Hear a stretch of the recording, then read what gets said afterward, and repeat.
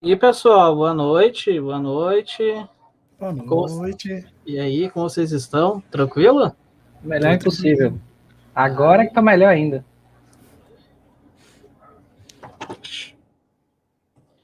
Show de bola. Bom, eu não sei, Gomex, tu quer começar apresentando um pouco o evento, já que tu é o Sim. senhor DevOps Days aqui. Vamos Que lá. nada, cara, que nada. Então, assim, para quem nunca viu o DevOps Days em um lugar, para quem tá aqui pela primeira vez vendo o DevOps Days, seja online ou presencial, o DevOps Days é um evento feito da comunidade para a comunidade. É um evento que tem foco especificamente em compartilhar conhecimento de DevOps, né? O termo DevOps nasceu dentro do DevOps Days, lá em Ghent, em 2009. Então, tudo relacionado à cultura que a gente conversa hoje nasceu num evento como esse, né? Só que 10 anos atrás, 11 anos atrás agora, né? Então, o evento tem esse foco muito importante, é um evento que foca muito pela interação, pela comunicação, né, pelo compartilhamento. Então, participem, né, comenta, na verdade aqui, né, enquanto tá ao vivo, comenta aqui do lado, né, faz suas perguntas, porque o foco do evento como qualquer outro evento online, é a interação, né? Porque se a gente não quisesse que tivesse interação, era só a gente gravar o vídeo e largar e você assistiu depois. Então aproveitem que vocês estão aqui ao vivo, interajam, façam todas as suas perguntas, tirem suas dúvidas, as pessoas estão loucas para compartilhar, as pessoas estão aqui dispostas, não há nenhum receio, é só você fazer as perguntas com muito cuidado, com muito carinho, né? Com muita educação, que as coisas vão ser respondidas ou dialogadas, pelo menos. Tá? Então aproveitem, né? Porque é um evento que foi feito com muito cuidado, com muito trabalho, com muito carinho. Aproveitem esse momento para quem está aqui e já deixar o like aqui, porque isso ajuda no engajamento para amanhã e para depois, né? Então, hoje a gente começa com um aquecimento, né? O que a gente chama de aquecimento, hoje e amanhã, né? Mas a gente vai ter o evento também no final de semana, então o engajamento hoje ajuda os outros, então se você tem algum colega, um amigo, um parente, conhecido, até inimigo, né? Que você acha que deveria estar assistindo, vai lá, marca esse amigo, essa pessoa, né? Fala, já começou, manda o link lá, porque é importante que as pessoas participem do ao vivo para a gente ter essa troca aqui interessante, tá? Uma outra coisa muito importante também, que eu não sei se eu estou atropelando o que a galera já ia falar, mas eu vou falar para a gente não esquecer, que é você entrar no Discord. A gente tem um link do Discord, tá? Que acho que esse link aqui de baixo vai para ele, né? Esse é do evento, né? Para se inscrever no evento, e daí se inscrevendo no evento, tu recebe o linkzinho do Discord lá para saber de mais marotices. Exatamente, porque o link do Discord é muito legal, porque funciona muito bem para o dia do evento, mas funciona às vezes para depois também, assim, saca? Você consegue interagir, é uma comunidade que se cria. Então é muito interessante. Entra lá no Discord também, porque provavelmente a gente vai fazer atividades lá no Discord, vai ter bastante coisa que pode acontecer no Discord. Os patrocinadores estão lá, você pode tirar dúvidas. A ideia do Discord é oferecer um pouco dessa experiência de evento, sabe? De você conseguir passar no booth lá do. Qual é o termo mesmo em português? Por causa do termo em inglês, o booth é o. Qual é o nome daquele lugar? Stand. Que ainda sem termo em inglês. Exato. Você vai lá no stand do patrocinador e bate um papo, né? Porque, ao contrário de muitos outros eventos, que o stand, às vezes, a galera não tem muito interesse no stand, o evento de tecnologia é um pouco diferente, porque normalmente as pessoas que estão no stand são pessoas, players de tecnologia, que você quer tirar dúvida, que você pode querer usar, vai lá que a pessoa também está super interessada para bater um papo com você, né? Então, como eu falei antes, né? Não me delongando demais, porque a galera aqui também precisa falar, né? Aproveite o evento, aproveite, é um evento único. Se você não sabe, o DevOps Days Porto Alegre é meio que o ressurgimento dos DevOps Days no Brasil, assim, o primeiro DevOps teve no Brasil foi em 2010, em São Paulo, e o DevOps Days Porto Alegre veio, assim, coisa de 6 anos depois, foi 2016, a gente voltou a fazer, né? Essas 3 pessoas que estão aqui foram uma das 3 pessoas que estavam organizando na época. O Sumatório não estava como organizador oficial, mas já chegou no dia, tá me ajudando. Então, essa galera que está aqui está fazendo o DevOps Days desde 2016, né? Quando não tinha evento nenhum de DevOps no Brasil na época. Então, aproveitem esse evento, que é uma galera que tem muito conhecimento, muita experiência em DevOps Days, viu? Aí, eu gosto de pegar os brindes nos stands, eu também.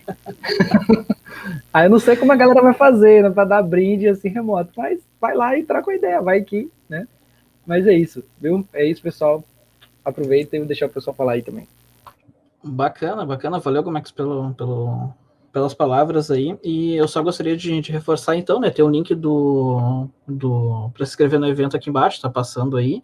É muito importante que vocês se inscrevam lá, justamente para poder receber, então, o link do Discord, para poder acessar o servidor do Discord e a gente conversar um pouco mais por lá, justamente porque o evento ele vai ser uma live, a gente vai fazer uma live privada para quem for inscrito, e também vai ter o servidor de Discord, essa comunidade que a gente está criando no Discord, justamente para poder, para os patrocinadores, para os palestrantes, poderem aprofundar um pouco mais os seus assuntos, né? Então, por exemplo, eu sei que tem patrocinador aí que está atrás de bastante, né, bastante pessoas, né? Estão contratando bastante.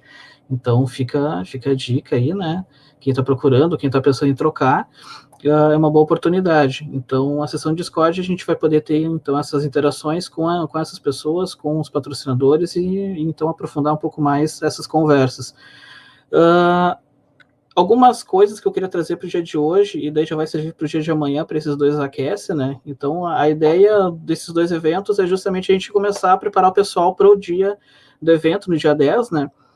E os conteúdos que a gente vai estar trazendo aqui, então, eles são conteúdos que têm total sinergia com o evento e com o assunto DevOps. Então, por exemplo, o nosso próximo palestrante, nossos próximos palestrantes da Soft System, eles vão trazer uma talk sensacional. O pessoal no trabalho ficou envoroçado, né, quando ficou sabendo. E então, justamente para poder dar esse gostinho, né, para poder começar, então, o pessoal a entrar no ritmo, a entender como que vai funcionar o evento. E eu acho que é isso. Soma, te apresenta aí, fala algumas coisas. E aí, pessoal, eu sou somatório, como o Mato falou. Tem gente que me chama de Marco ou de Júnior, mas é pouquíssimas pessoas. Já aceitei que o meu nome é somatório agora. Uma coisa que eu queria lembrar todo mundo é que nós temos um código de conduta e todo mundo que está participando, assistindo aqui, mesmo que seja só assistindo e falando no chat ali, assim como os patrocinadores, a organização, os palestrantes e as palestrantes, todo mundo tem de seguir esse código de conduta, tá? Ele vale para todo mundo, sem exceções. Então, lembre, quem ainda não deu uma lida, dá uma olhada lá no nosso site, vai estar lá o código de conduta, leia, que lá inclusive fala como conversar com a gente se alguma coisa acontecer, tá? Aproveitando o primeiro comentário que eu gostaria de esclarecer ali, André, boa noite, tudo bem? Os brindes estão vindo, calma, a gente gostaria muito de ter entregue antes do evento para justamente fazer uma foto bacana com as camisas, com mais algumas coisas que a gente não vai abrir, né, porque brinde a gente quer dar surpresa, né, então as camisas é certo, estou abrindo, mas vai ter outras coisas e vai chegar, tá a caminho, tá, não te preocupa, André. Eu acho que é isso, gente, eu vou chamar então os nossos palestrantes. Eu só queria falar uma coisa pra galera, ó, tem 39 pessoas assistindo e só 18 likes, galera. Dá um like aqui embaixo, né? Tipo assim, pelo menos os 40, quase 40 pessoas estão aqui. De verdade, isso pode parecer bobagem, mas ajuda. Ajuda o engajamento, ajuda a aparecer na página inicial das pessoas, ajuda a isso chegar nas pessoas. Então, lembre que o evento é da comunidade para a comunidade, né? Não é um evento, a gente não tem grandes patrocinadores, assim, de ser um evento para ganhar dinheiro, não é, o foco é da comunidade para a comunidade, então a gente precisa da participação de todo mundo, a gente precisa da participação de vocês, ajudando, como eu falei, assim, manda lá pro coleguinha lá, marca as pessoas lá, compartilha no Twitter, no LinkedIn, no Facebook, para quem ainda tem Facebook, e por aí vai, no TikTok, sei lá, compartilha por aí, né, porque isso vai ajudar a gente a chegar a mais pessoas, porque o nosso foco sempre foi e sempre será chegar nas pessoas, né? Compartilhar, né? Interagir com cada vez mais pessoas. A gente sabe que existe uma bolha na internet, então vocês fazendo isso nos ajuda também a furar essa bolha, né? Então colabora com a gente aí. Show, e já que tu puxou essa, eu acabei me passando aqui, esqueci, cara, desculpa, mas eu gostaria de agradecer muito, cara, demais mesmo aos nossos patrocinadores, né, porque por mais que seja um evento online e de graça, a gente tem custo, a gente precisa fazer girar algumas coisas, então muito obrigado mesmo, principalmente quem ficou do ano passado, né, porque pegando um pouco o ano passado, a gente ia fazer em maio, e daí veio a pandemia, veio o coronavírus, e acabou que a gente optou por não fazer o evento, obviamente presencial, e online a gente ainda não estava preparado. Esse ano a gente quer trazer esse conteúdo, essa experiência do evento presencial, que nós três participamos dos eventos, e a gente sabe que o evento presencial, né, é um evento à parte, é muito bacana o DevOps Days, e a gente então gostaria de trazer essa experiência para dentro do online, e a gente se preparou para poder fazer isso. Isso envolveu, então, né, infelizmente, cancelar o evento do ano passado, mas os nossos patrocinadores, a grande maioria se manteve, e a eles eu queria agradecer, né, o pessoal da South System, da Asion, da Dentro, da Globo, e os novos, né, a Olist, a Timbira e a Django Scott, que foi a última aí que resolveu apoiar o evento, né? Gostaria de agradecer bastante eles. E sim, Exato. né, Exato, velho. Isso é muito importante falar, Mato, porque, tipo assim, patrocinadores que acreditam em eventos desse porte é muito importante, porque são esse tipo de coisa que faz a gente ter um brinde melhor, faz a gente oferecer um negócio melhor, porque se for só grana das inscrições, quando tem inscrições, não dá. Né? A gente sempre... São os patrocinadores que viabilizam as coisas legais no evento. Então, muito obrigado mesmo a quem patrocinou de 2016 até hoje, né? Quem fez toda essa história acontecer. Muito obrigado a vocês. Exatamente. Bom, então vou trazer a Noelle primeiro, que ela quer dar um recado bem bacana. Olá, Noelle, tudo bem? Oi, boa noite, tudo bom?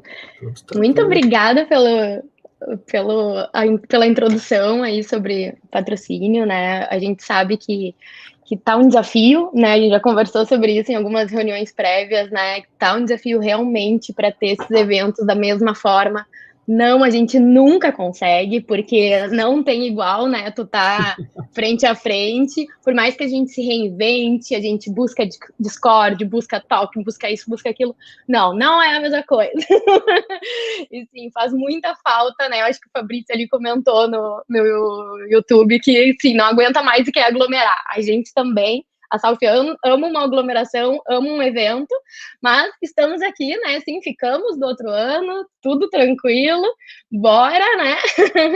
Eu quero apresentar 2 minutinhos um pouco a Salf, porque eu sei que quem vocês estão esperando é o Anderson, é o Marlon, né? Mas tem coisa boa, né? Para vocês também ficarem atentos no nosso Discord lá no dia 10. Eu vou compartilhar aqui minha tela rapidinho. Vamos lá. Pronto? Foi? Foi, tudo certo. Foi? Perfeito, obrigada. Então, né, eu sou a Noelle da Salf, nós somos uma empresa de tecnologia, né? Por isso estamos aqui patrocinando o DevOps Day, né? Estamos nesse esquenta aqui junto com os guris, trazendo uma talk especial, né, para vocês pensada no público específico, né? O que eu quero passar da Salf é que nós somos uma empresa pensada para pessoas, né? Impulsionar pessoas para inovar o mundo é o nosso propósito. Mas tá, como é que nós fazemos isso, né? Tornando essas pessoas incríveis. E essas pessoas a gente diz os nossos clientes, os nossos colaboradores, os nossos parceiros e toda a comunidade de TI, né? Seja elas uma comunidade que cria eventos como o DevOps Day, seja pessoas que estejam entrando no mercado de trabalho, seja estudantes, enfim, a gente entende que todo esse ecossistema da TI, ela está indo cada vez mais além, né? E nós precisamos tá inovando toda a vida para estar chegando nesse pessoal. Como que a gente cuida, né? Como que a gente torna essas pessoas incríveis para trabalhar conosco e assim entregar coisas incríveis para os nossos clientes e os nossos produtos, né? Nós temos aqui uma ideia de fazer uma evolução contínua com cada colaborador. Então, a gente cuida, não dá para a gente falar que a gente tem benefícios básicos, nós temos cuidados básicos com essas pessoas. Muitos a gente iniciou depois, né, da pandemia, por notar uma mudança total no comportamento dessas pessoas, né, do que a gente necessitava, né, e já como a gente não consegue se ver o dia a dia, a gente trocando esse cuidado, a gente consegue estar mais próximo do nosso colaborador, né. Então, aqui nós temos 4 iniciativas, né, que todo colaborador da Saúde tem direito, né. Um é o home com cara de office, então nós damos um auxílio logo que a pessoa entra, né, e para os nossos colaboradores que também já estavam, para ele montar o seu home office, para ele ter uma ergonomia ou, no mínimo, um bom escritório, né, para ele trabalhar. Então, ele escolhe a sua mesa, escolhe tela, enfim, tem um valor aí que ele pode utilizar para comprar suas coisas e tornar o seu home office mais agradável. Nós temos, a partir de uma parceria com a Vitalkin, né, todo um acompanhamento para a saúde mental dos nossos colaboradores. Então, todos os colaboradores têm acesso a psicólogas semanais, né, por videochamada, aplicativo, até um chatbot para já ir mandando e cuidando, né, diariamente como está a saúde mental, né, das pessoas. A gente sabe que não está fácil para ninguém. Bem-estar financeiro, como a Salf tem diversos clientes em diversas áreas, porém muitos em fintechs, né, nós achamos que o nosso time também tem que estar de bem com a vida, com o seu financeiro, né, com a sua saúde financeira. Então, todos os nossos colaboradores têm também um auxílio, né, uma consultoria personalizada com a Money Mind, que auxilia nisso, assim, desde investimentos, enfim, toda essa vida financeira. Um dos nossos diferenciais também é que todos os nossos colaboradores têm acesso aos cursos de tecnologia da Udemy, né, além de ter imersão em inglês com o pessoal do The Fools.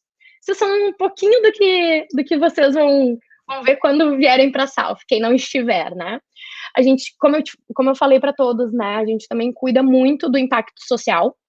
Então, nós temos alguns programas que nós auxiliamos e também desenvolvidos internos da Salf para cuidar do ecossistema, né? Então, o programa Impulsionar, que busca na sociedade pessoas, onde a gente treina e ingressa no mercado de trabalho. Agora, em agosto, vai ter um novo programa, né? Enfim, vão ter inscrições abertas, né? Logo a gente compartilha também o link para quem quiser se inscrever. O Efeito Sound, que é o nosso braço social, né? Tudo que for feito pela empresa também é apoiado pelos nossos colaboradores, então tudo é 50-50, né? Não é só a empresa que vai lá e faz esse cunho social, os colaboradores também são muito envolvidos nisso. Diversidade e inclusão, que a gente multiplica e tenta acolher todos os recortes sociais, né? Porque isso, enfim, eu sei que é óbvio, mas ainda tem que ser falado, né? Nós estamos aí com um cenário que isso tem que ser reforçado ainda, mas com certeza vamos estar juntos quando não precisar mais disso, quando isso for o nosso normal.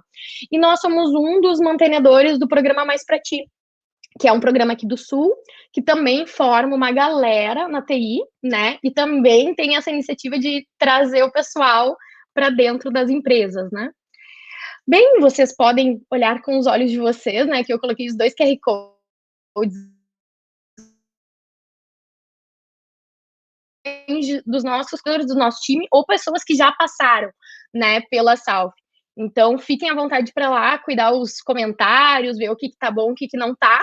E sim, a gente gosta de brincar que somos uma estrela perdão, uma empresa 5 estrelas, né? Não porque a gente fala isso, mas porque os nossos colaboradores que comentaram, que tem esse apreço, né? Então, se você é DevOps não tá na Salf, tá aí o nosso LinkedIn, tem todas as vagas, tem todas as tech recruiters, todo mundo para conversar contigo. Mas vamos lá, chega, né? Eu sei que vocês querem ouvir a Talking e saber sobre esse nosso sorteio, né? Para deixar certinho, né? Nós vamos estar dia 10, a partir das 9 horas, no nosso Discord, né? Que vai ser um canal lá dentro do servidor do DevOps Day. E daí lá nós vamos fazer esse sorteio aqui, tá? Então tu vai lá, escaneia esse QR Code ou acessa, preenche 3 dados, agora não me lembro, e daí tu já tá concorrendo a um sorteio de um desses prêmios que tu quiseres. A gente é bem democrático, assim. Dentre aqueles prêmios que a gente listou, tu podes escolher, se tu for o vencedor, né, ou vencedora, tu podes escolher qual desses prêmios tu vai querer que a gente envia para tua casa. Sim, é um pouquinho complicado, né? Como o Cristiano falou, a gente enviar brinde para todo mundo. Quem nos conhece, quem conhece a Salf de outros eventos, vai saber que a gente ama dar brinde, mas é a maneira da logística que a gente está meio atrelado, né? Então, quem já escaneou, quem não escaneou, depois a gente manda o link de novo. Perfeito, aqui é só para a gente lembrar, né, que estaremos no Discord no dia 10, com todo o cronograma de atrações, e além do sorteio daqueles prêmios ali, nós vamos ter desafios do Kahoot. Então, vocês também, né, entrem no nosso Discord, cadastrem-se, que vocês vão poder responder um questionário desenvolvido pelos nossos devs e daí ali também concorrer a prêmios. Além de outras atrações e também as nossas tech recruiters que vão estar lá para conversar caso tu, claro, venha para a South, né? Perfeito, pessoal. Era isso que eu tinha para passar. Agora eu acho que já chamo o Anderson e o Marlon, ou o Cristiano, querem dar mais algum recado? Não. Agora é hora do show, que eu tô ansioso aqui. Eu vou ficar no mudo. Tô aqui só para ver a talk dos caras aí, quero só ver. Só para dar uma puxada de orelha, gurizada, falem devagarinho, ajudem o tradutor, tem gente que tá precisando ouvir e entender a palestra, então vão na manha, porque daí ela consegue traduzir e vai dar tudo certo. Não, deu. Eles têm a manha, dá tudo certo, mas tem que ir na manha.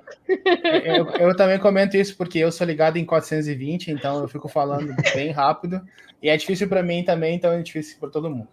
Então, boa palestra para vocês. A gente está cuidando de todas as redes sociais. Se vocês tiverem alguma dúvida, pessoal, interajam aí, perguntem aí, valorizem que a galera manja muito. Tá bom? Boa talk, gurizada. É com vocês agora, Marlon e Anderson. Até mais. Obrigado, pessoal. Bom, boa noite, pessoal. Tudo bem? Meu nome é Anderson. Estou aqui junto com o Marlon. A gente hoje vai falar um pouquinho sobre o processo de CI/CD, né? Como é que a gente consegue colocar aplicações, transformar aplicações do código para realmente pôr em produção, para a gente deixar de ter todo um trabalho manual, de ter que ficar reinventando a roda a todo momento, né? Então a ideia é que a gente tenha uma talk, um meio termo, meio prática, meio teórica, para a gente falar um pouquinho sobre esse conceito e falar também um pouquinho sobre uma coisa que é pouco abordada, ainda é muito novo na área de DevOps, que é essa parte de teste de infra, né? Deixa eu passar aqui. Beleza, como eu falei, meu nome é Anderson Freitas, eu sou analista DevOps na South System. Atualmente trabalho num projeto de uma fintech, que é a Payer, né? É uma solução de pagamentos. Uma curiosidade que eu sou viciado em FIFA, eu sou fifeiro raiz, e em criar scripts, né? Eu sou um cara preguiçoso, então eu não gosto de ficar replicando várias vezes a mesma coisa. Isso faz com que o Gomex ali, cara, todo mundo fala, sou parecido, acho que a gente deve ser primo, alguma coisa assim. Sou viciado então em criar scripts, então tudo que eu posso fazer para automatizar, para facilitar meu dia a dia, isso que fez eu escolher a área de DevOps, que faz eu me apaixonar cada dia mais por isso. E junto comigo está aqui o Marlon, pode falar um pouquinho aí, Marlon? Acho que está mutado. Opa, foi. Não, tá rolando. Então, pessoal, prazer aí estar apresentando para vocês o material junto com o Anderson, né? Meu nome é Marlon, eu atuo como engenheiro DevOps dentro da South System, atuo num projeto de healthcare dentro da fábrica, né? Bom, sou gaúcho, né? Trabalho aqui dentro da South, então já estou dentro bem do ambiente aqui. Também gosto da cultura nerd e gamer, né? Dentro da South System eu participo de várias áreas relacionadas ao DevOps. Então, são vários projetos que eu acabo atuando, né? Que vão desde da parte de infraestrutura, automação e desenvolvimento. Eu acabei migrando de área, eu era na área de desenvolvimento, com Python. Então, acabei entrando dentro da South System nesse campo de DevOps. Então, estou aí junto com o Anderson para mostrar para vocês um pouquinho do nosso serviço. Beleza. Só para a gente ter uma ideia, então, né, do que a gente vai falar, por onde a gente vai passar, vou mostrar para vocês um pouquinho do cenário, do roadmap que a gente tem para hoje. A ideia é que a gente fale um pouco sobre o cenário, para conceituar no que a gente vai abordar, em cima do que a gente vai trabalhar. Falar um pouquinho sobre o Cluster EKS, a solução Kubernetes da AWS, né?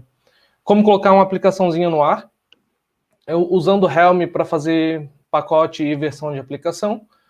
E aí, depois que eu introduzir tudo isso para mostrar o quão trabalhoso isso é, por mais que seja uma aplicação para mostrar um Hello World, a gente vai fazer tudo isso só que automático. E depois o Marlon vai mostrar para a gente, vai brincar um pouquinho, mostrando infra sem infra. o deploy de um app com serverless, né? Para a gente entender que hoje, quando a gente fala de DevOps, quando a gente tenta trazer esse conceito, a gente tem cada vez mais pensar nessas automatizações e usar frameworks e coisas do gênero para melhorar nosso dia a dia. E por fim, a gente vai abordar um pouquinho sobre teste de infra com Molecule, né? O Marlon vai entrar um pouco nesse assunto, porque como o DevOps está trazendo cada vez mais a parte de infraestrutura para código, né? Cada vez mais a necessidade de codar, desenvolver, também é importante que a gente tenha nosso software testado, que a gente consiga testar a nossa aplicação e fazer com que tudo funcione da melhor forma possível. Beleza? Então, a primeira coisa que eu vou falar para vocês é um pouquinho do cenário. Então, o que o cliente enxerga? Como é que funciona quando tem uma aplicação na nuvem, uma aplicação cloud native? O que o cliente enxerga? Ele enxerga que ele acessa lá lab.payer.com.br/DevOps e ele recebe um 200 OK do navegador com a resposta que ele está esperando. E é isso que acontece, é o que o cliente enxerga, né? Mas 99% do pessoal que está assistindo aí sabe que não é assim. Como é que funciona isso de verdade, né? Será que é realmente só o cliente acessando um site e tendo a resposta, tendo o 200 OK lá? Muitas das vezes o cliente nem sabe desse 200 OK, ele só recebe o conteúdo, né? E aí, o que envolve esse ambiente como um todo, né? Então, aqui no nosso casezinho, a gente vai mostrar o acesso sendo feito da URL, né? Pulando algumas etapas, mas passando por um Network Load Balance da AWS, onde vai ter as entradas do nosso cluster. Esse Network Load Balancer mandando para o Nginx, que vai fazer a parte de ingress do nosso cluster, que vai gerenciar as entradas e as divisões dentro do nosso serviço. O EKS fazendo essa função de realmente Kubernetes, né, essa parte de orquestração de container, e por fim chegando no pod. Então, para acessar uma URL simples com Hello World, tem que fazer todo esse caminho, a gente precisa de uma infraestrutura para satisfazer essa necessidade do cliente. Beleza, talk is cheap, chamo de code, né? Falar é fácil, quero ver mostrar o código. Então, vamos para a parte que realmente interessa. Terraform e o nosso cluster EKS. Como a ideia não é a gente abordar tecnicamente cada etapa, cada comando, então a gente tentou trazer as partes mais importantes gravadinhas no AskNema. Então, para a gente iniciar, depois a gente vai disponibilizar também um repositório com esses códigos, mas para a gente iniciar o nosso deploy do nosso cluster, a gente vai usar o Terraform. Basicamente, a gente dá um Terraform init, iniciando com as configurações de ambiente que a gente quer, passando os buckets do S3, e aí é muito importante, porque se a gente está usando o Terraform para fazer o deploy de infra, a gente tem que saber que o status dessa infra, né, o estado que ela se encontra, é primordial para aquilo se manter, né? Se a gente perder o TF state, por exemplo, do cluster, só vai conseguir apagar na mão, então a gente perde essa gerência. Então, usando o bucket S3 ali nas configurações de back-end, facilita a manutenção disso no futuro. Se eu quiser alterar alguma coisa, se eu quiser remover, incluir mais coisas, esse TF state é importante, por isso que é recomendado sempre salvar isso na cloud, né? Até para compartilhar com o time, não ficar centralizado numa máquina só. Então, o Terraform init vai reler as configurações do Terraform para ver se está tudo certo, vai fazer download dos módulos, né? Os módulos que estão sendo utilizados para fazer o deploy desse cluster.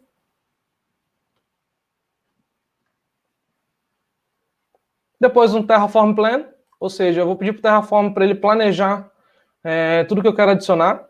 E aí, quando eu peço para ele adicionar, ele vai varrer toda a minha infraestrutura atual com base no TF state. Então, ele vai pegar aquele estado anterior que ele já verificou com o Terraform init, ou se já existe um, e vai verificar o que existe dentro dessa infraestrutura, o que não tem, para poder fazer a adição, remoção, alteração daquilo que é necessário. Então, aqui um exemplo do Terraform Plan, passando algumas variáveis, né, como EC2 Type, uma T2 Small, AWS Region, o local que a gente vai subir esse cluster, e aí ele vai mostrando essa telinha com bastante informação, dizendo qual recurso ele vai adicionar, né? Por exemplo, deixa eu dar um pausezinho aqui, a hora que aparecer bastante coisa. Aqui ele vai reler. Ó. Ele vai mostrando aqui, ele vai gerando kubeconfig, vai gerando config map, todas as configurações do cluster para a gente ter acesso.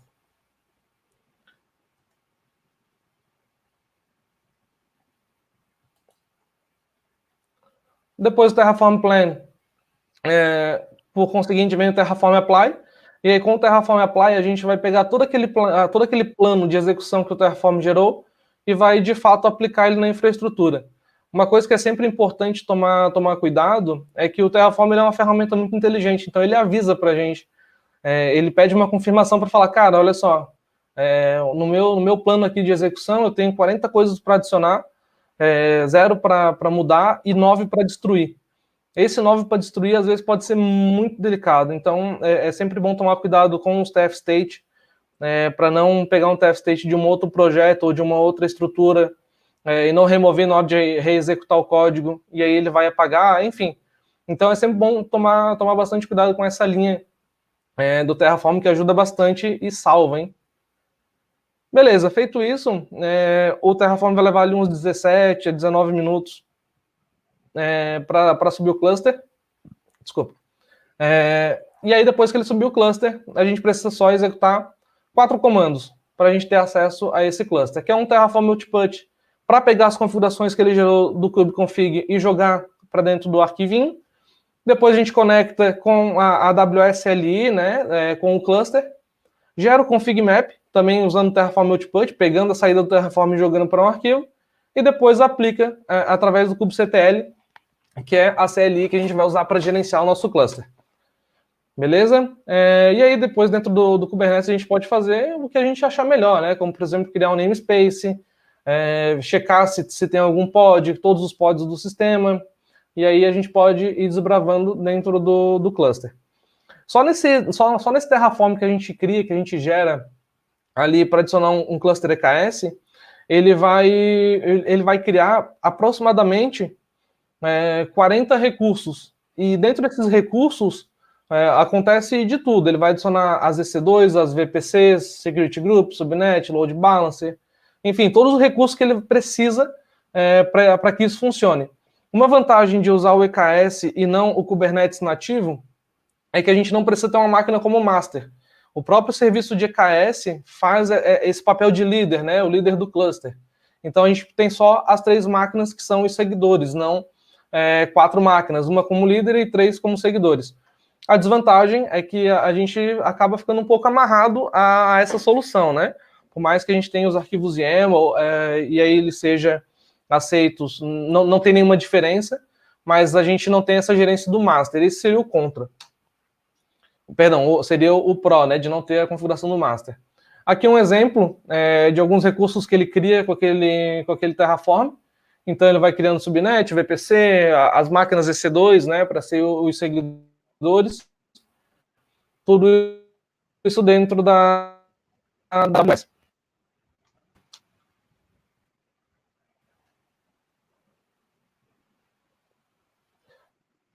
Beleza, construir nosso container, né? A gente já tem agora um cluster rodando com três nodes. Esses 3 nodes vão fazer o upload da nossa aplicação, né? A gente vai colocar nossa aplicação para rodar.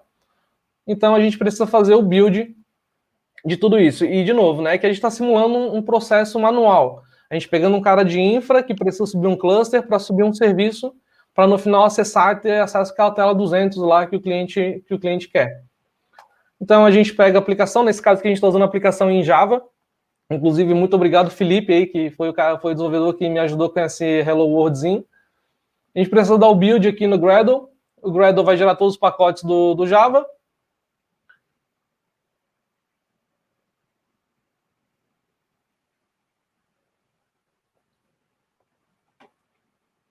Esse build acontece toda vez que a aplicação sofre uma alteração. Então, se eu entrar na aplicação e trocar uma pontuação no código, se for um site, um endpoint da API, qualquer coisa, vai precisar fazer esse build de novo.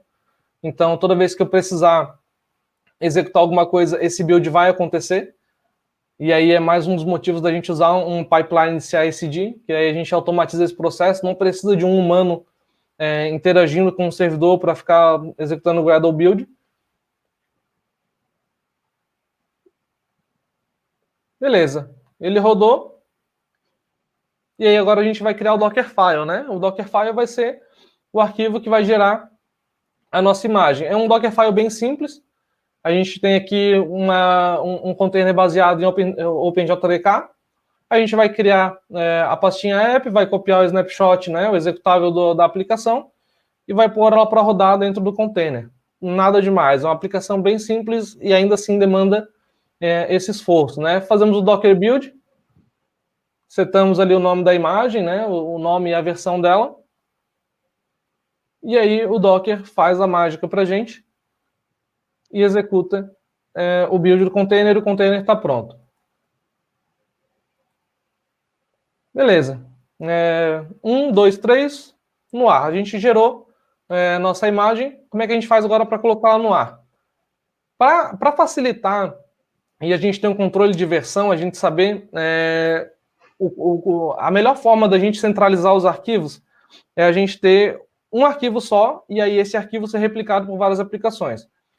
Para a gente fazer isso com o Kubernetes, quem ajuda a gente nesse papel é o Helm. O Helm é uma aplicaçãozinha que permite que a gente crie pacotes das nossas versões. Então, nesse caso aqui, a gente vai ter uma pastinha chamada Helm, vai criar um arquivinho chamado chart.yaml. O chart.yaml vai conter as informações da nossa aplicação, como nome, versão e tudo mais. Vamos ter o arquivo values.yaml, que vai manter as variáveis, né? Então, apptalk, que é o nome, o namespace que vai rodar, a porta de execução, ele vai manter todas as variáveis que a gente necessita.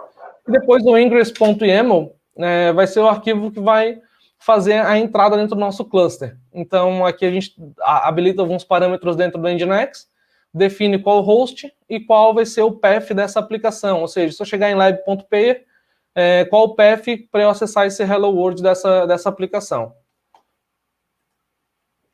Beleza, feito isso, criado os arquivinhos do Helm, eu preciso gerar esse pacote, né? Eu preciso que o Helm empacote essa aplicação e coloque ela no ar.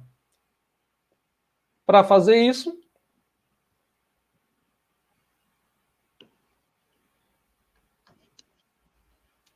bom, agora foi. Para fazer isso, eu vou usar dois comandos, né? Vou usar o Helm Package para declarar o nome do meu pacote com a versão de execução dele. E depois eu dar um Helm Upgrade para poder fazer o deploy, né? Para ele poder mandar para dentro do meu cluster essa configuração. Então, eu dou um Helm Upgrade, o nome da minha aplicação, apptalk-dev, passo a versão, passo o comando inteiro, né? Deixa eu pôr aqui para frente.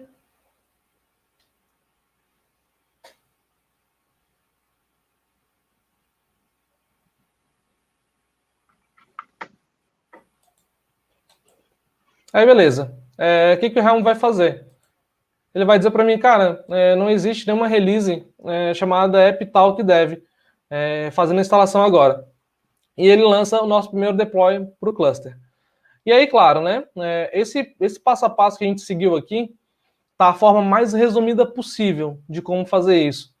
E aí a gente tem acesso a esse endpoint, né? Um health check para ver se a API está em pé, retornando um up. E aí uma telinha com Hello World que deu trabalho, mas foi. E aqui está de forma bem resumida, bem sucinta, todo o processo manual para fazer o deploy dessa aplicação. Se a gente tiver uma esteira de Continuous Integration e Continuous Delivery, que a gente consiga fazer a integração desse código continuamente e fazer a integração desse código em deploy, ou seja, que a gente consiga botar em produção, é o que faz a gente ganhar tempo, que a gente consegue otimizar e ser mais assertivo, né? Que a gente não precisa toda hora que o dev lance uma release e acionar o time de infraestrutura para falar, cara, tem aqui de novo um pacote, preciso que bote em produção. Esse processo ele tem que ser transparente. O dev tem que fazer o commit e automaticamente ir para dentro do cluster e aí fazer o deploy dessa aplicação. E aí, tudo isso só que é automático, né? Uma palavra difundida pelo Jefferson.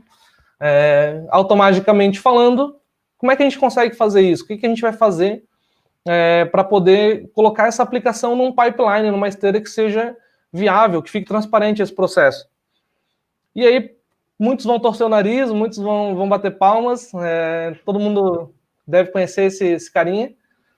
O Jenkins não é a solução mais nova no mercado para esteiras de pipeline, né, para esteiras e pipelines de CI e CD, mas é o cara que hoje boa parte do pessoal ainda usa e ainda quebra um galho bem grande, porque é uma das ferramentas mais difundidas hoje para fazer CI, né? E também dá para falar que ele faz CD.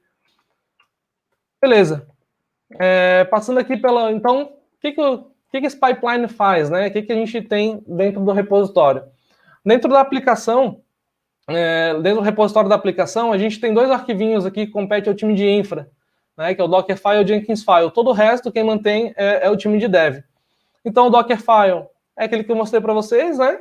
Bem simples, bem enxuto a aplicação. E aqui o Jenkinsfile é quem vai fazer a mágica, quem vai se conectar no servidor, quem vai verificar todos os parâmetros. E aí aqui, para a gente manter o máximo de padronização, eu faço um estágio anterior, que é para identificar o tipo de branch.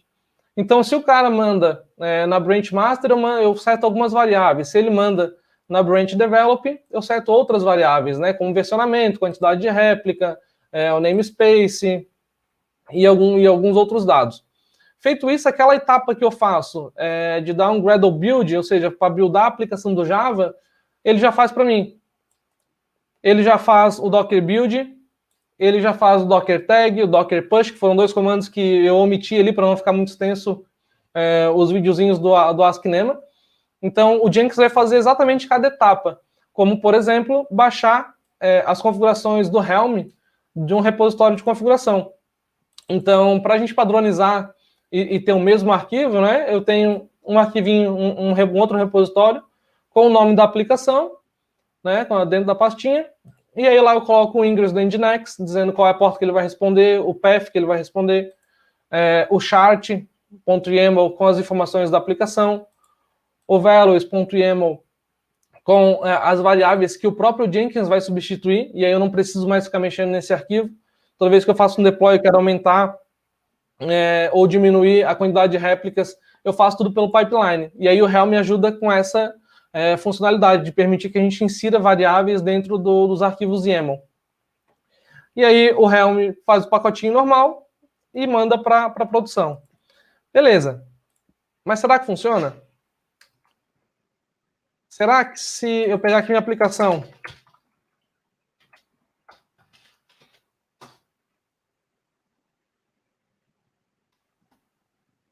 Deu uma travadinha aqui no terminal. A máquina está muito emocionada de estar aqui no DevOps Days com vocês. Ela está assustando aqui. Aqui, ó. AppTalk-dev. Só que, beleza. Vamos ver se esse processo vai funcionar, né? Deixa eu vir aqui agora no navegador.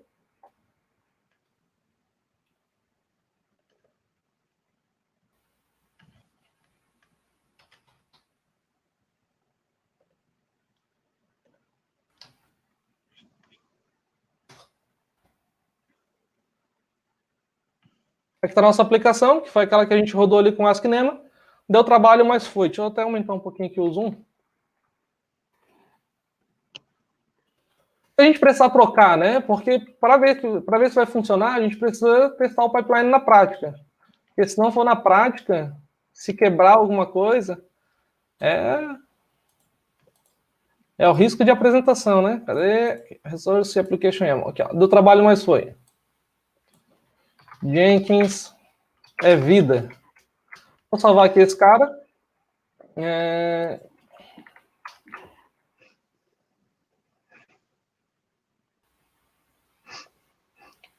Alterei ali o texto, então.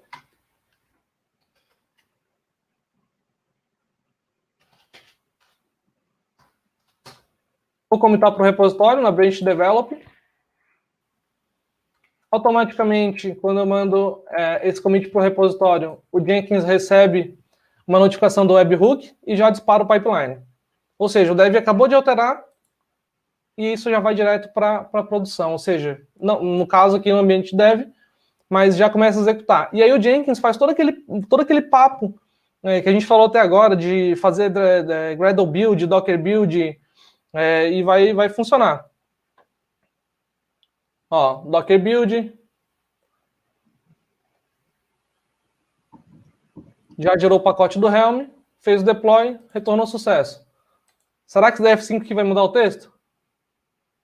Bad Gateway, derrubando pod no ar. Jenkins é vida. Ou seja, um processo que levaria 15, 10 minutos com um cara que é de infraestrutura para fazer esse processo todo manual, o Jenkins faz isso, sei lá, deu o quê? 30, 40 segundos. Então, a melhor ferramenta de CI é aquela que te atende, aquela que funciona para o seu objetivo, é aquilo que o cliente, que entrega valor ao negócio do cliente. Obviamente, tem coisa muito melhor hoje no mercado, com muito mais tecnologia, mas o Jenkins, nosso bom e velho de guerra, está aqui sempre para ajudar. O downtime faz parte, né, cara? Se não ficar fora 30 segundos, não foi deploy. Voltando para a Talk aqui. Deixa eu apresentar aqui. Beleza, falando tudo isso sobre CI/CD, para a gente só ter uma ideia de como é que funciona uma infraestrutura, né? A minha máquina está muito emocionada de estar aqui hoje, cara. Vamos ver. Eu queria fazer uma pergunta, né? E agora? Beleza, a gente já viu que o pipeline, CI/CD funciona e tal. Quero saber essa história. Tem como a gente criar uma infra sem infra, Marrom? Tem como a gente fazer isso, cara? Não, que isso? Não, então, fechou? Pessoal, muito obrigado. Quando a gente fala de serverless, né?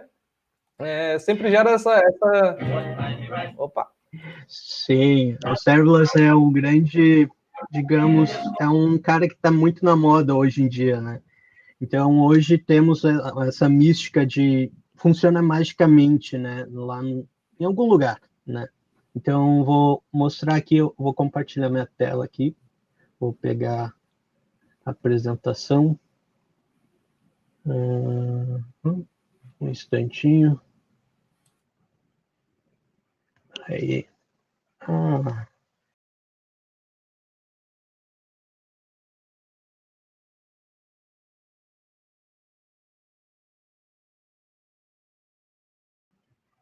Agora 100%, né? Então tá, pessoal. Desculpa aí, né? Os problemas técnicos, mas vamos em frente. Bom, pessoal, acabou perdendo todo o punchline, mas o serverless tem essa mística de não ter, de rodar assim magicamente em algum lugar, né? A gente não sabe aonde que está rodando, e está em algum lugar na nuvem, né? E o serverless vem justamente para nesse sentido, na realidade vem no sentido de focar na aplicação, de poder focar no desenvolvimento do teu software, e deixar a infraestrutura de lado. Tu não precisa se preocupar com a infraestrutura, né? Então, essa mística que vem não tem infraestrutura por trás disso, mas tem, né? Então, a gente tem esse conceito, né?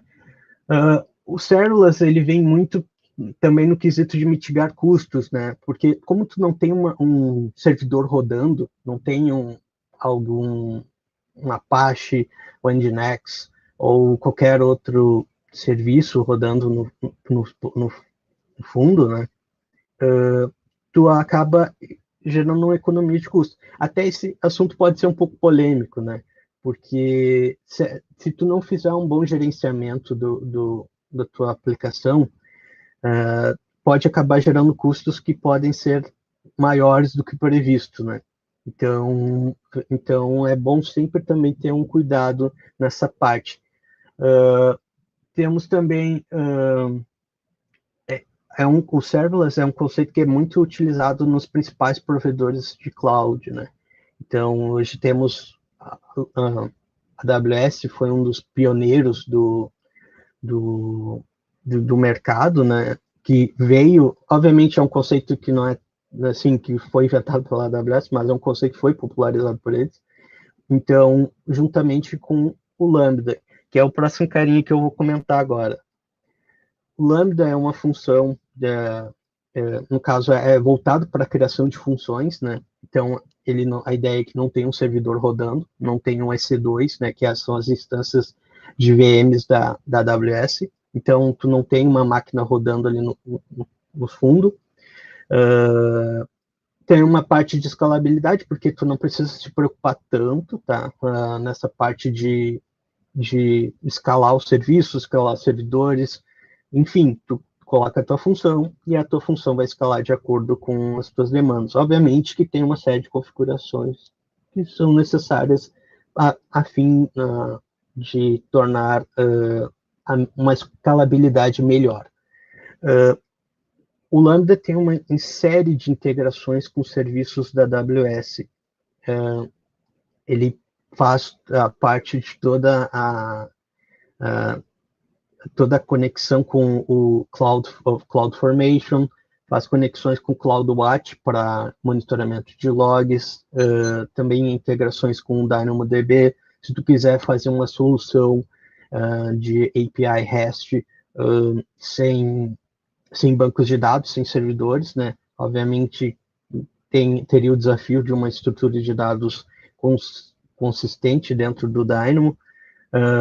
Também o Lambda permite que a gente faça uma série de integrações como automatização. Nós podemos automatizar serviços para que, por exemplo, o Lambda desligue máquinas, máquinas EC2, VMs EC2. Então, a gente pode fazer essas tarefas de automatização de serviços, pois ele tem integrações com diversos sistemas, né? Diversos serviços da AWS. E uma das que também, assim, que temos, que é bastante popular hoje no mercado, é a integração na parte de REST, né? Que daí nós temos integrações com o API Gateway, para fornecer soluções, fazer justamente as rotas, né, e o tráfego para as funções Lambda, e também a parte de autenticação, que daí você pode utilizar o AWS Cognito, que é uma solução de autenticação. Claro, não vamos ficar fazendo aqui uma propaganda só da AWS. Existem diversos outros serviços que são oferecidos por outras clouds, como Azure e como o Google Cloud Platform, obviamente com seus recursos, né? Como eu tinha comentado em relação com redução de custos, né? É um tema assim que pode ser um pouco polêmico, né? Porque a gente tem que a gente pode acabar tendo redução de custos a nível de remoção de servidores, mas ao mesmo tempo nós temos uma série de cuidados com a quantidade de requisições, porque a partir daí o teu custo, né, começa a ser cobrado pelas requisições, então tem que mensurar bem essas questões. E também o tempo de processamento, né, porque o ideal é que a função não é uma regra, né, mas o ideal é que a função não leve tanto tempo para fazer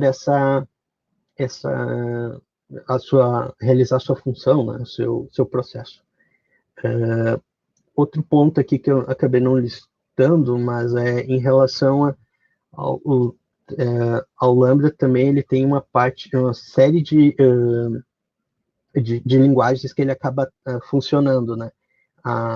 O Lambda, ele, dentro da AWS, né, ele funciona nativamente com as linguagens de Python, Go, Node, também tem Java, e agora eu não estou recordando todos, mas esses são os principais, e eles funcionam bem com linguagens, assim, até mais linguagens scriptadas, então acaba sendo mais, tendo bastante integrações, né, com essas linguagens.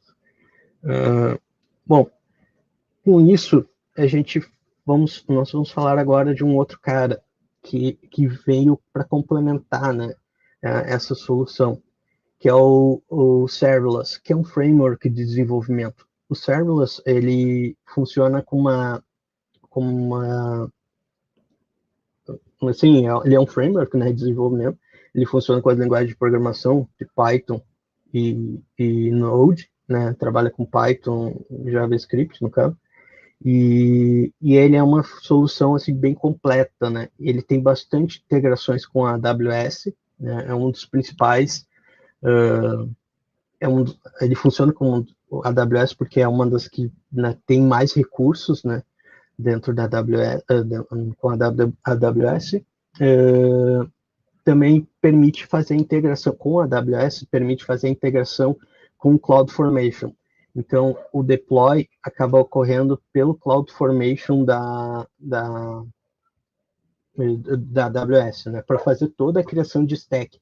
Então, com o serverless, eu posso fazer não só a criação, o deployment da função, como eu também posso fazer o deployment do Dynamo, né, o serviço Dynamo de banco de dados, o Cognito, fazer a criação de buckets, qualquer função que for suportada pelo CloudFormation, o serverless conseguirá, graças a essa integração entre os dois, né? Legal. Vamos então colocar, mão no código. Para pular um slide. Então vamos lá. Aqui a gente tem a parte do código. Deixa eu ver se vocês estão vendo bem. Legal. Eu tenho aqui, esse repositório vai ser disponibilizado depois para vocês ali por um QR Code. Então, aqui eu vou realizar o deployment do serviço do Lambda utilizando o serverless. Eu vou explicar aqui rapidamente como é que funciona a estrutura de pastas. Bom, o serverless funciona basicamente através desse YAML aqui, né? Que é onde tu vai informar todas as configurações que tu quer, tu vai explicar qual é a função que tu vai utilizar, qual é a rota, quais recursos tu quer utilizar. Uma coisa interessante é que tu não precisa ficar somente preso a, como eu tinha comentado, o Lambda oferece assim inúmeras, incontáveis opções de integrações, né? Então, o serverless também tem integrações não só com API Gateway, então tu pode fazer integrações com CloudWatch para fazer rotinas de Chrome, por exemplo. Então, tu tem uma série de recursos que tu pode acabar fazendo essas integrações. No exemplo aqui que eu vou estar mostrando, ele vai ser voltado para uma API REST que vai salvar os dados no DynamoDB. E eu vou mostrar o processo de provisionamento, né, desse cara. Bom, como eu comentei aqui, esse é o YAML, né? O código, eu até aproveito para agradecer o Luiz, que fez a arquitetura, né? E eu só apenas modifiquei para fazer fazer a integração com o DynamoDB. Aqui tem uma série de opções. Eu estou informando qual é o runtime, qual é o provider que eu estou utilizando, aqui é a AWS, Node.js 14 e a região. Essas opções tu pode sobrescrever, tá? Na linha de comando. Por enquanto, no nosso exemplo, a gente vai deixar como está. Variáveis de ambiente para a função. Aqui eu posso passar, na parte de segurança, eu posso passar uma permissão para a minha função. Então, no caso aqui, eu estou dando a permissão para uma tabela Dynamo que eu vou criar, para que somente a função, e quem tiver a permissão de acessar, possa acessar essa tabela, né? Aqui no momento, eu estou informando qual é qual é o recurso que eu vou estar utilizando, que é o API Gateway, né? É o HTTP API Gateway, que nós temos, que informamos aqui quais são as opções que ele permite, né? Enfim, deixei as configurações básicas para o nosso exemplo. Na documentação do serviço, do framework, tem tudo explicadinho lá. Aqui temos mais umas opções, porque nós temos uma série de plugins que nós podemos utilizar junto com o serverless, com o framework. Ele permite a gente trabalhar com ele offline, utilizar a solução offline, também fazer a questão do Webpack, do Node, do Node, né? Então, a gente pode fazer todas essas configurações aqui nessa parte que é o Custom, que a gente chama. Na parte de Functions é onde a gente vai descrever as nossas funções. Então, nós temos a função de pegar o usuário, nós vamos informar aqui a parte do código, né, que o nosso código se encontra aqui dentro de SRC, Server Handler. Depois eu dou uma explicada ali em relação a essa parte. Aqui eu estou dizendo que ele é um GET e qual é a rota. Esse cara aqui, obviamente, essa rota... perdão. Esse cara aqui, ele faz justamente, eu estou dizendo para a função o que ela vai ser integrado. Então, a função dessa função de getUser vai ser integrado com a rota com o API Gateway. E daí eu estou formando para API Gateway qual é o cara que ele tem que, qual é a rota que ele tem que utilizar. Depois inserir o usuário, enfim, aqui são duas funções. Essa parte de resources é onde a gente pode declarar outros recursos do CloudFormation. Então, aqui no resources eu vou estar declarando a criação de uma tabela, né, uma tabela Dynamo. Aqui a sintaxe é a mesma do CloudFormation, eu não modifiquei nada, então é uma tabela simples, né, que tem a partition key e a secondary key, e também temos um índice ali no campo data. Então, e tem algumas questões básicas aqui de throughput, enfim, mas daí, então, nessa área aqui, é possível determinar os recursos, né? Também podemos fazer integrações, estou vendo o tempo que passou, mas também podemos fazer integrações para que tipo, tu tenha duas funções dois repositórios de serverless, um repositório somente para infraestrutura, que faz toda a criação dos recursos, como API Gateway, enfim, faz a criação do API Gateway, Cognito, tudo que for recurso de infraestrutura, e o outro repositório a gente pode deixar específico para as funções, né? Então, daí tu consegue fazer importação dessas variáveis, né? Tu importar um valor de uma stack de CloudFormation para outra. É um recurso bem interessante. Bom, vamos lá, já falei bastante aqui, mas vamos dar um deploy nesse carinha. Então aqui a gente vai fazer o deploy desse cara. Já tenho deploy.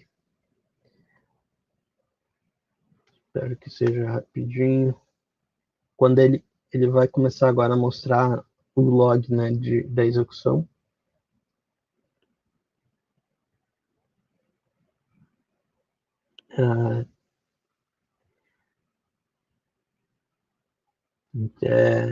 Mais 5 minutos aí eu já passei. Legal.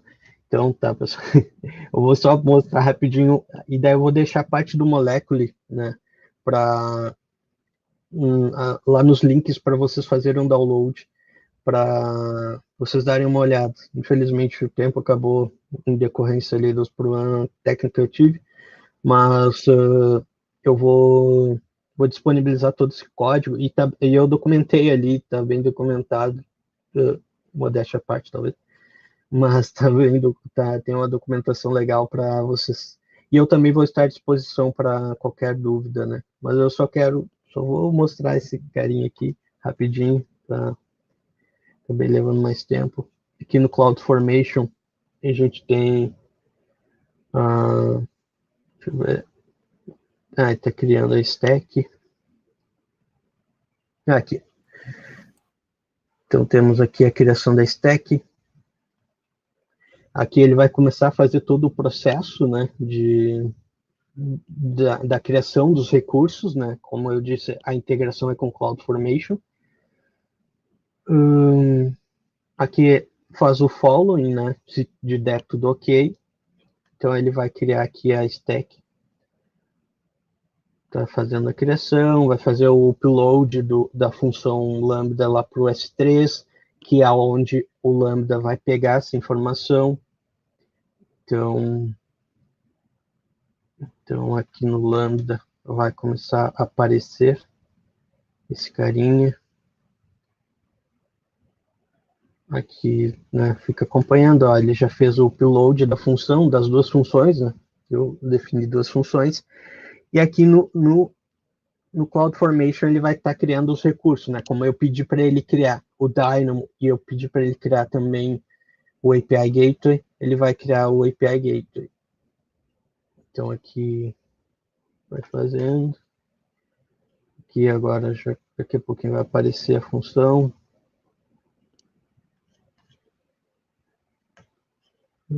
Rapidinho.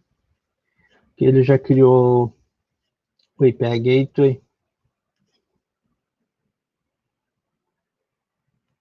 Agora está fazendo, enfim, está fazendo a mágica dele.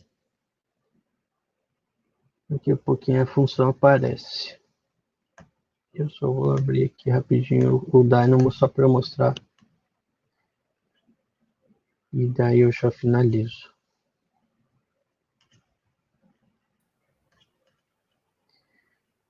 Aqui a tabela foi criada. Não tem nenhum item aqui. Ó, a função criou. E observem aqui que ele já me deu os endpoints. Então, eu vou pegar lá o meu exemplinho. Vou alterar tudo isso aqui. E vou fazer um post para esse cara, para essa rota. O Lambda ele tem a questão do warm-up, né, que ele tem que esquentar, né, a função. Então, tipo, ele tem essa parte no caso, ele tem que subir a função, né? E aqui tá os dados que foram inseridos na tabela. E só fazer o get e finalizar rapidinho. Sem pressão. Agradecido. E aqui... Se eu não fiz caca... E aí, daí fez ali o get da informação. Bom. Se vocês quiserem gravar depois o demo dos testes com o Molecule, vocês fazem e a gente disponibiliza nas mídias do evento. Perfeito. Até, na realidade, lá no repositório, o pessoal vai encontrar eu fiz semelhante ao que o Anderson fez. Tem lá o Ask Cinema. Aqui está o repositório, né? Se vocês quiserem escanear, eu não coloquei aqui, mas o endereço, mas deixa eu... Bom, a gente pode botar o link também lá no canal do Discord, Marlon. Tá, show de bola. No próximo slide aí, acho que tem os links, aí os nossos perfis no LinkedIn. Mas aí acho que é no próximo slide ainda. Quem quiser adicionar a gente também fica à vontade. Aí, ó. Tem o sorteio da Soft System, né? Só para reforçar que a gente vai fazer o sorteio de um desses brindes, então só acessar esse link ou escanear o QR Code. E na próxima acho que tá os dados do Discord também. Aí, ó. O acesso ao Discord, aí a gente vai tá por lá no sábado, a gente pode trocar uma ideia sobre a parte do Kubernetes, a parte do Serverless, né, dos testes de infra, né? Vamos por lá. E acho que é isso, né, Marlon? É isso aí, pessoal. Novamente, desculpa aí a demora, acabou tomando mais tempo do que deveria, mas estamos à disposição aí também para qualquer coisa que vocês, né, pessoal, a comunidade toda tiver dúvidas, vamos estar no Discord, vamos estar ali com a Salt System juntos para podermos conversar, enfim, trocar ideias. Show, gurizada. Muito obrigado pela paciência, pela sua aula aí. E falando que o evento não começou oficialmente. Então, show. Muito obrigado mesmo aí, o Anderson e Marlon. Valeu mesmo pela presença, pelo conteúdo aí, top também. O pessoal tá curtindo bastante nos comentários aí, depois dei uma lida ali, se vocês não puderam ainda, né? E valeu mesmo, muito obrigado. Valeu, muito obrigado. Obrigadão. Prazer.